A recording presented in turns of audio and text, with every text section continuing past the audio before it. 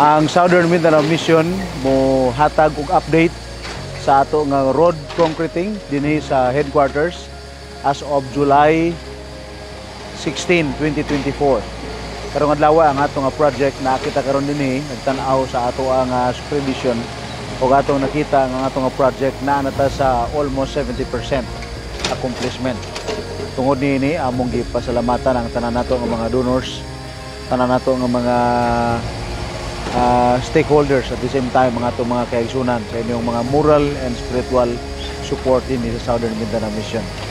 Kining project dugay na ka-inisya nato nga ginaampo o gipangalanginan ta nga ato na ni siyang magamit at last.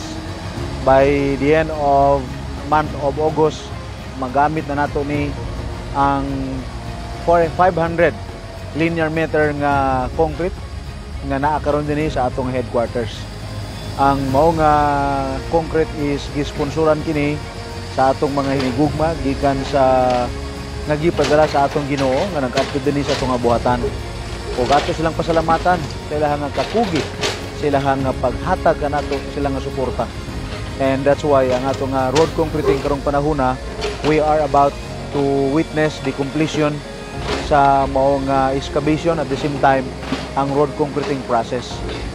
O atong gipasalamatan ang atong contractor nga mao'y nag-lead out niini uban sa tanang mga labors.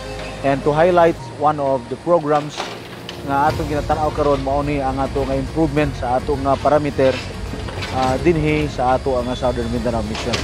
And ang Hope Channel nag-cover sa beginning at the same time sa matag adlaw nga trabaho through Hope Channel Southern Mindanao atong nakuha ang mga documents.